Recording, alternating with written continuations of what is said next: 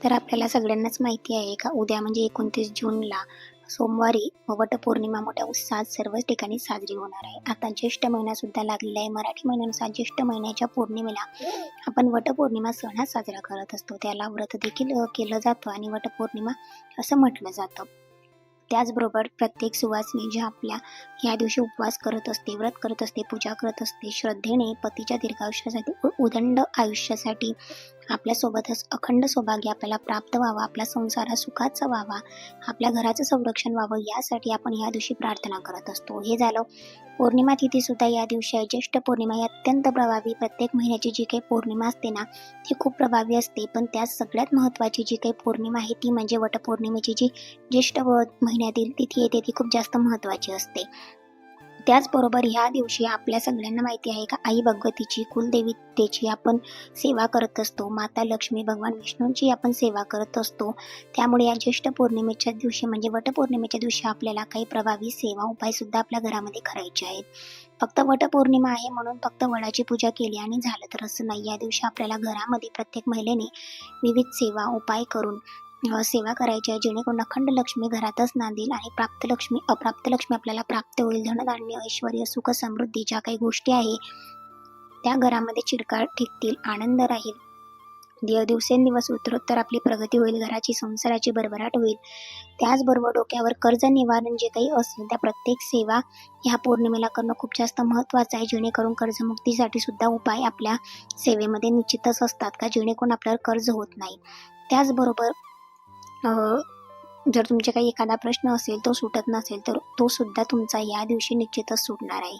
सोमवारी दिवसभर पौर्णिमा आहे म्हटल्यानंतर तुम्ही सकाळपासून रात्रीपर्यंत ज्या काही पूजा, सेवा आहे, उपाय आहेत किंवा ज्या काही अजून असतील ते सगळं काही तुम्ही करू शकता. मग कुंकुमार्चन सुद्धा तुम्ही संध्याकाळपर्यंत करू शकता, जेणेकरून 30 जूनला पौर्णिमा संपणार आहे. सकाळी म्हटल्यानंतर पूर्ण एक दिवस आपल्याला मिळतो आहे, तो म्हणजे कुलदेवतेच्या सेवेसाठी आणि आपल्या आई भगवतीच्या सेवेसाठी. त्याचबरोबर आई भगवतीची कुलदेवतेची सेवा आपण करत असतो. दर पौर्णिमेला आपण ज्या काही पौर्णिमा तिथी असते ती पाळून आपण छान अशी सेवा करत असतो. प्रत्येक महिन्याच्या पौर्णिमेला आपण सर्वजण आपल्याला केंद्रात सांगितल्याप्रमाणे घरी प्रत्येक महिन्याच्या पौर्णिमेला आपण सत्यनारायण पूजन सुद्धा करत असतो. आता खूप लोकांचा प्रश्न पडला आहे का सत्यनारायण पूजन कधी करायचं? तर सत्यनारायण पूजन आपल्याला 29 तारखेलाच म्हणजे सोमवारीच आपल्याला प्रदोषकाळी सत्यनारायण पूजन करायचं आहे.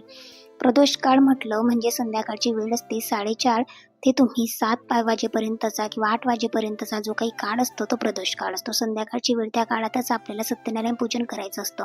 बघा प्रदोष काळ अतिशय उत्तम आहे. या काळातच तुम्ही सत्यनारायण पूजन करायचं आहे आणि म्हणजे विष्णूंना किंवा माता लक्ष्मीला विनंती करायची का माझ्या घरामध्ये धनधान्य, समृद्धी, ऐश्वर्य छान असं टिकून राहू दे.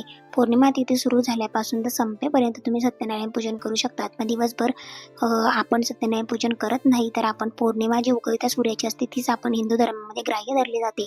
पण सत्यनारायण पूजन आपण अगदी साध्या आणि सोप्या पद्धतीने घरच्या घरी दर पौर्णिमेला करत असतो. पोथीसुद्धा आपल्याला केंद्रामध्येच म्हणजे मिळत असते, ती घेऊन छान अशी पोथीसुद्धा वाचन करत असतो, जेणेकरून आपलं जे काही आहे आपल्या जे काही प्रश्न असतील मग ते कर्जमुक्तीचे असू दे किंवा लक्ष्मीप्राप्तीसाठी प्रश्न असू दे किंवा पगारवाढ असू दे, या सगळ्या गोष्टी तुम्हाला सत्यनारायण पूजन केल्याच्या नंतर निश्चितच मिळून जातात. कारण आपल्याला परमपूज्य गुरुमाऊलींनी दिलेली ही सेवा आहे जी आपण प्रत्येक महिन्याला करत असतो. त्याचबरोबर आता सगळ्यात महत्त्वाचं जे काही येते ती म्हणजे सेवा पुढची आहे ती म्हणजे कुलदेवतेची सेवा. बघा आपल्याला तुम्हाला सांगितल्याप्रमाणे प्रदोष काळात तुम्हाला दिवसभरामध्ये जर तुम्ही केव्हाही सेवा करू शकतात, पण सगळ्यात महत्त्वाची अतिशय प्रभावी आणि उच्च कोटीची सेवा ती म्हणजे सत्यनारायण पूजन. सत्यनारायण पूजन करत असताना ह्या आपल्याला सगळ्यांनाच माहिती आहे का भगवान श्रीहरी विष्णूंचं एक स्वरूप आहे आणि आपण सत्यनारायण देवता ज्यांच्या घरामध्ये 12 महिने प्रत्येक महिन्याला 12 महिन्यात जर प्रत्येक सत्यनारायण पूजन घरामध्ये केलं गेलं, तुमच्याकडून जरी सेवा झाली तर हळूहळू अनुभव यायला सुरुवात होते आणि न चुकता पौर्णिमेला घरच्या घरी आपण सत्यनारायण पूजन साध्या आणि सोप्या पद्धतीने करत असतो. प्रभावी सेवा आहे, अखंड लक्ष्मी प्राप्तीचे मार्ग खुले करणारी सेवा आहे, डोक्यावरचं कर्ज निवारण करणारी सेवा आहे, धनधान्य समृद्धी करणारी सेवा आहे, आपली लक्ष्मी टिकून ठेवणारी सेवा आहे, प्राप्त लक्ष्मी चिरकाळ टिकून राहते, अत्यंत प्रभावी सेवा आहे. त्याचबरोबर एकदा म्हणजे आपण सत्यनारायण पूजन करायला सुरुवात केली का प्रत्येक महिन्याच्या पौर्णिमेला काही अडचण वगैरे येत नाही. अतिशय प्रभावी ही सेवा आपल्याकडून महाराज माऊली करून घेत असतात. त्याचबरोबर वटपौर्णिमा म्हणजे ज्येष्ठ पौर्णिमा तिथी सुद्धा आहे या दिवशी.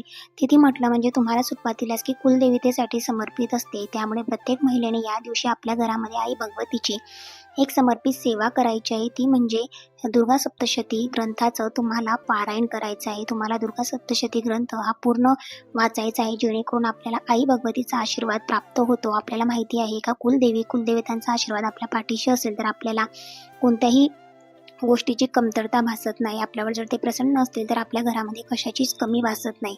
मग मुलांची प्रगती असू दे किंवा आपल्या मिस्टरांची प्रगती असू दे किंवा घराची प्रगती असू दे, तुमचा व्यवसाय असू दे, नोकरी असू दे, घरामध्ये शुभकार्य असतील, घरात संतान प्राप्ती असू दे, संसाराची भरभराट होते, उत्तरोत्तर आपली प्रगती होते. या सर्व गोष्टी ज्या काही आपल्या आहेत, आपले पितर सुद्धा आपल्याला आशीर्वाद देत असतात, ते तृप्त होत असतात.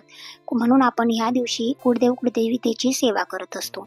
त्याचबरोबर पितरांना, कुलदेवीला या सगळ्यांना खुश ठेवलं तर आपल्याला कोणत्याही गोष्टीची गरज पडत नाही. त्याचबरोबर आपण 11 माळी आणि 3 अध्याय स्वामीचरित्र सारामृताचे सुद्धा केले पाहिजे, जेणेकरून आपली जी काही सेवा आहे ना ती आपली गुरूंपासून सुरुवात होत असते. वटपौर्णिमेच्या दिवशी घरामध्ये दिवसभरात आपण जेव्हा वेळ भेटेल तेव्हा आवर्जून जेवणाच्या अगोदर किंवा जे म्हणजे उपवास असेल तर फराळाच्या अगोदर किंवा फराळ झाल्यानंतर सुद्धा तुम्ही दुर्गा सप्तशती ग्रंथाचं पोथीचं या दिवशी वाचन करू शकतात. हा ग्रंथ सुद्धा मी तुम्हाला बऱ्याच वेळा आपल्या ब्लॉगमधून सांगितलेला आहे. त्याचबरोबर एक माळ स्वामींची कुलदेवतेची माळ करायची आहे, जेणेकरून आपला जे काही प्रश्न असतील ना ते निश्चितच सुटून जातात. मग कुलदेवतेची माळ करत असताना ओम ऐं क्लीं क्लीं चामुंडाय विच्चे, ओम ऐं क्लीं क्लीं चामुंडाय विच्चे या मंत्राचा मंत्रजप करावा. 3.5 शक्तिपीठांपैकी प्रत्येक देवीला ती समर्पित आहे, जेणेकरून तुमची कोणतीही कुलदेवी असेल तर तुम्ही ही जे काही माळ आहे, माळ जप सांगितला ओम ऐं क्लीं क्लीं चामुंडाय विच्चे हा करू शकता. त्याचबरोबर तुम्हाला जो काही पाठाचा आहे 13 अध्याय आणि क्षमा प्रार्थनापर्यंत पूर्ण पाठ जो काही शेवटपर्यंत आहे त्याचं एकाच बैठकीत वाचन करायचं आहे. त्याचबरोबर एक माळ स्वामींची करायची आहे, जेणेकरून तुम्हाला कुठलीही अडचण सेवा करत असताना येत नाही, त्राससुद्धा होत नाही.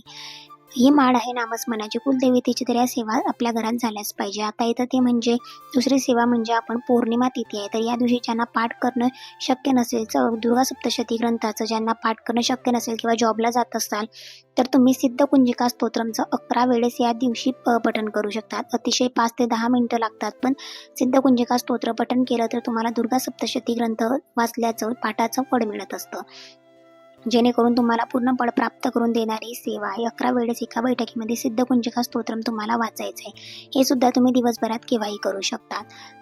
त्याचबरोबर तुम्ही श्रीसूक्तमचं या दिवशी पठण करू शकतात. घरामध्ये सकाळी छान असं श्रीसूक्तम तुम्ही वाचू शकतात, पठण करू शकतात किंवा मोबाईलवर सुद्धा ऐकू शकतात. सगळ्यात महत्त्वाचं आहे म्हणजे पौर्णिमा तिथी आहे, घरामध्ये सत्यनारायण पूजन करणार आहोत, तर सण आहे तर नक्कीच सांगेल का आवर्जून आपल्या घरामध्ये जो काही उंबरटा आहे, आपला प्रवेशद्वार आहे, तो सकाळी स्वच्छ करायचा आहे. या दिवशी सकाळी लवकर उठून हळदीचं लेपन तुम्हाला करायचं आहे, गोमूत्राने छान पुसून घ्यायचा, हळदीचं लेपन करायचं आहे. त्याचबरोबर संध्याकाळी विष्णू सहस्त्रनामाचं पठण या दिवशी आवर्जून तुम्हाला निश्चितच करायचं आहे. आपला जो काही थोडंसं मीठ आणि गोमूत्र टाकून उंबरठा पुसून घेतल्याच्यानंतर हळदीचं लेपन करून झाल्याच्यानंतर प्रवेशद्वार छान असा पुसून स्वच्छ सुंदर अशी रांगोळी काढायची आहे, जेणेकरून आपला जो काही प्रवेशद्वार आहे हा छान वाटला पाहिजे. कारण आपण आपल्या घरामध्ये जर कोणीतरी येत असेल तर तुम्हाला सुद्धा माहिती आहे का छान आणि सुंदर आपलं घर दिसायलाच हवं.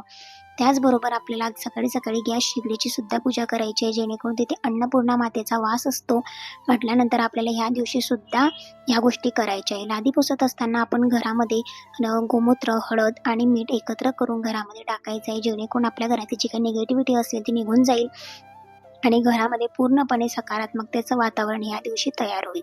ज्यावेळेस आपण घरामध्ये सेवा पूजा करत असतो, मंगलमय वातावरण घरामध्ये आपण करत असतो, त्यावेळी अशा वेळेस आवर्जून आपण उंबरठ्याचं लेपन केलं पाहिजे. सणवार किंवा लादी पुसताना आपण घरामध्ये गोमूत्र आणि हळद आणि मीठ टाकलं पाहिजे. त्याचबरोबर प्रवेशद्वारावर हळद कुंकू मिश्रित एक स्वास्तिक काढायचं आहे, जेणेकरून ते मांगल्याचं प्रतीक आहे. शुभ लाभ तुम्हाला हळद कुंकू आणि लाल कलरच्या लिहायचं आहे. उंबरठ्याचं पूजन प्रवेशद्वाराचं करून झाल्याच्या नंतर तुम्हाला तुळशीची सुद्धा छान अशी पूजा करायची आहे, कारण तुळशी विष्णुप्रिय आहे म्हटल्यानंतर या दिवशी सुद्धा तितकीच महत्त्वाची आहे. त्याचबरोबर तुमच्या घरामध्ये कुलदेवतेची टाक किंवा मूर्ती, फोटो असेल तर तुम्हाला ह्या दिवशी ओम ऐं क्लीं क्लीं चामुंडाय विच्चे, ओम ऐं क्लीं क्लीं चामुंडाय विच्चे या मंत्राचा किंवा श्री सूक्तम म्हणून अभिषेक करायचा आहे. त्याचबरोबर तुमच्या घरामध्ये स्त्री यंत्र असेल तर माता लक्ष्मीची मूर्ती असेल आणि बाळकृष्णाची मूर्ती असेल, आपण विष्णूचं प्रतीक ज्यांना मानतो तर त्याचं सुद्धा तुम्हाला त्यावर सुद्धा श्री सूक्ताचा अभिषेक करायचा आहे. माता लक्ष्मीची मूर्ती किंवा स्त्री यंत्र असेल तर महालक्ष्मीचे जो काही मंत्र आहे, ओम महालक्ष्मीचं विद्महे विष्णुपत्नीचं धीमहि तन्नो लक्ष्मी प्रचोदया ह्या मंत्राचा किंवा श्री सूक्तमचा तुम्हाला 1 वेळेस 16 वेळेस तुम्हाला जसं जमेल त्या पद्धतीने पठण करायचं आहे. बाळकृष्णाच्या मूर्तीला सुद्धा पुरुष सूक्तमचा श्री सूक्तमचा अभिषेक करायचा आहे, जेणेकरून आपण संध्याकाळी आपल्या घरामध्ये भगवान श्रीहरी विष्णूंची म्हणजेच आपण सत्यनारायण पूजन करणार आहोत म्हटल्यानंतर बाळकृष्णाच्या मूर्तीवर सकाळी सकाळी छान असा अभिषेक करायचा आहे. त्याचबरोबर ओम नमो भगवते वासुदेवाय नमः या मंत्राचा सुद्धा तुम्ही अभिषेक करू शकता किंवा श्री सूक्तम किंवा पुरुष सूक्तम. या दिवशी पौर्णिमा सुरू झाल्यापासून ते संपेपर्यंत तुम्ही स्त्री यंत्र, माता लक्ष्मीची मूर्ती असेल, कुलदेवतेची टाक असेल किंवा मूर्ती असेल, फोटो असेल त्याच्यावर सुद्धा तुम्हाला कुंकुमार्चन आवर्जून ह्या दिवशी करायचं आहे. कारण सगळ्यात महत्त्वाची आणि सुंदर अशी सेवा जी जर कोणती असेल तर ती म्हणजे कुंकुमार्चन. लक्ष्मी अक्षरशः खेचून आणणारी, अखंड लक्ष्मी प्राप्तीचे मार्ग खुले करणारी ही अत्यंत प्रभावी आणि घरातील दरिद्री अलक्ष्मी घरातून बाहेर काढणारी खूप जास्त प्रभावी सेवा आहे. डोक्यावरील कर्ज निवारण करणारी खूप जास्त प्रभावी सेवा आहे. घरामध्ये धनधान्य, समृद्धी, ऐश्वर्य टिकून ठेवणारी, उत्तम आरोग्य प्रदान करणारी सेवा आहे. कारण तुम्ही ही जर सेवा तुम्ही प्रत्येक महिन्याला केली ना, कुंकुमार्चन किंवा अभिषेक आणि सत्यनारायण पूजन, तर निश्चितच तुम्हाला थोड्या काही दिवसांमध्ये इतका छान अनुभव येतो ना का मीही तुम्हाला शब्दात व्यक्त करू शकत नाही. कारण परमपूज्य गुरुमाऊली कोणती सेवा देत असताना या सेवा निश्चितच देतात. त्याचबरोबर मंगळवार असेल, शुक्रवार असेल, घरामध्ये आवर्जून तुम्ही देवघरातल्या माता लक्ष्मीच्या मूर्तीवर, स्त्री यंत्रावर, कुलदेवतेच्या टाकावर कुंकुमार्चन करायचं आहे. त्या दिवशी आपल्या दुर्गा सप्तशती ग्रंथाचा पाठ वाचायचा आहे, जेणेकरून आपल्या घरामध्ये सगळ्याच काही सेवा या एकाच दिवशी होत असतात. हे करून झाल्याच्या नंतर आपण जेव्हा श्री सूक्त म्हणत असतो तेव्हा नमो नमः म्हणून झाल्याच्या नंतर कुंकुमार्चन करायचं आहे. महालक्ष्मीचा मंत्र सुद्धा तुम्ही या दिवशी म्हणू शकतात. महालक्ष्मी अष्टकम सुद्धा तुम्ही 11 वेळेस, 3 वेळेस, 1 वेळेस पठण करू शकतात. त्याचबरोबर आपल्याला सोबतच आई भगवतीची खूप जास्त सेवा करायची आहे. ती म्हणजे आपल्या माता लक्ष्मीची सेवा करायची आहे, कुलदेवतेची सेवा करायची आहे. आपल्या घरामध्ये सांगितलेले उपाय तुम्हाला आवर्जून या दिवशी करायचे आहे. तुळशीची पूजा आपण मनोभावी श्रद्धेने करायची आहे. थोडंसं कच्चं दूध सुद्धा तुम्ही या दिवशी तुळशीला मिक्स करून टाकू शकता, जेणेकरून छान तुळससुद्धा भरते आणि तुम्हाला माता लक्ष्मीचा आशीर्वाद सुद्धा प्राप्त होतो. तुळशीची पूजा करावी, देवाला कच्चं दूध थोडंसं काढून ठेवायचं आहे, ते सुद्धा तुम्ही अर्पण करू शकतात, अभिषेक करू शकतात. मिश्रण करून आपल्याला तुळशीला व्हायचं आहे, जिथे मनोभावी श्रद्धेने प्रार्थना करायची आहे. काही आत्ता पौर्णिमा तिथी कुलदेवतेचा हा वार आहे, कुलदेवीला समर्पित हा वार असतो. तर आवर्जून तुमच्या घरातल्या कुलदेवतेला आपण निश्चितच ज्या काही सगळ्या सेवा आहे त्या करू शकता. तुम्ही ह्या दिवशी पौर्णिमा असल्यामुळे आपण वडाच्या झाडाची तर ओटी भरणारच आहोत, पण त्याचबरोबर तुम्ही या दिवशी एका सवासिनीची किंवा तुमच्या घराजवळ कुलदेवतेचं मंदिर असेल किंवा देऊळ असेल तर त्या मंदिरात जाऊन तुम्ही छान अशी ओटी सुद्धा भरू शकता. संध्याकाळी तुम्हाला सत्यनारायण पूजन करायचं आहे, जेणेकरून तुम्हाला भगवान श्रीहरी विष्णूंची आणि माता लक्ष्मीचा आशीर्वाद एकत्र प्राप्त करण्याचा हा छान असा प्रभावी दिवस आणि उत्तम दिवस असतो. त्याचबरोबर तुम्हाला या दिवशी संध्याकाळी विष्णू सहस्त्रनाम वाचायचं आहे, व्यंकटेश स्तोत्रमचं तुम्हाला पठण करायचं आहे. 1 वेळा करा, 16 वेळा करा, 21 वेळा करा, तुम्हाला जसं जमेल तसं श्री सूक्तमचं तुम्हाला जास्तीत जास्त पठण करायचं आहे. दिवसभरात तुम्ही थोडा वेळाने का होईना पण या सगळ्या सेवा तुम्ही दिवसभरात करू शकता. त्याचबरोबर वटपौर्णिमा आहे, ज्येष्ठ पौर्णिमा आहे, खूप प्रभावी तिथी आहे, सेवा घरात झाल्याच पाहिजे. कारण बघा जो हा दिवस आहे ना, पुन्हा आपल्याला वर्षभर वाट बघावी लागत असते या सगळ्या गोष्टींसाठी. ज्येष्ठ पौर्णिमा तिथी वर्षातून एकच दिवस येत असते. दर पौर्णिमेला आपण छान अशा सेवा करत असतो, पण अशा काही दिवस असतात ना का ते खरंच आयुष्यातले म्हणा किंवा वर्षातले म्हणा आपल्याला आपली घराची प्रगती होण्यासाठी खूप जास्त महत्त्वाचे असतात. जरी तुमचा उपवास असेल, तुम्हाला वीकनेस वगैरे असेल किंवा तुम्हाला इच्छा नसेल तर तुम्ही थोडंफार फ्रूट्स वगैरे खाऊन या सेवा निश्चितच करू शकतात. सगळ्यांनी आवर्जून सांगते का या सगळ्या सेवा करायच्या आहे आणि सगळ्यांनी आवर्जून सत्यनारायण भगवानचं जे काही पूजन आहे, विष्णू आणि माता लक्ष्मीची एकत्रित सेवा करायची आहे. निश्चितच तुम्ही हा अनुभव घेऊन बघा आणि खरंच तुम्हाला सांगते का खूप छान अनुभव प्रत्येक सेवेचे येत असतात. आपण जर मनोभावी सेवा केली ना तर निश्चितच महाराज माऊली आपल्याला खूप काही देतात, आपल्याला मागायची सुद्धा गरज पडत नाही आणि मनामध्ये आणलं तर या सगळ्या सेवा आपल्या करून घेतात. या दिवशी खूप मोठी पौर्णिमा आहे, ज्येष्ठ पौर्णिमा आहे आणि या दिवशी घरात जर उपाय सेवा केल्या तर खरोखर तुमची उत्तरोत्तर निश्चितच प्रगती होणार आहे. 100% तुम्हाला सगळं काही मिळणार आहे. प्रत्येक महिन्याच्या पौर्णिमेला आपण हे उपाय, तोडगे, सेवा निश्चितच करू शकतात, अनुभव घेऊ शकतात आणि बऱ्याच महिलांना, बऱ्याच लोकांना खरंच या सेवेचे छान असे अनुभव आलेले आहेत. मग ते लक्ष्मी प्राप्ती असू दे किंवा आपल्या तुम्हाला सांगितल्याप्रमाणे कुलदेवतेची सेवा असू दे, आपले किचनमध्ये गॅस ओटा असतो आपला किंवा गॅस शेगडी असते त्याची सेवा असू दे, कारण सगळ्या गोष्टी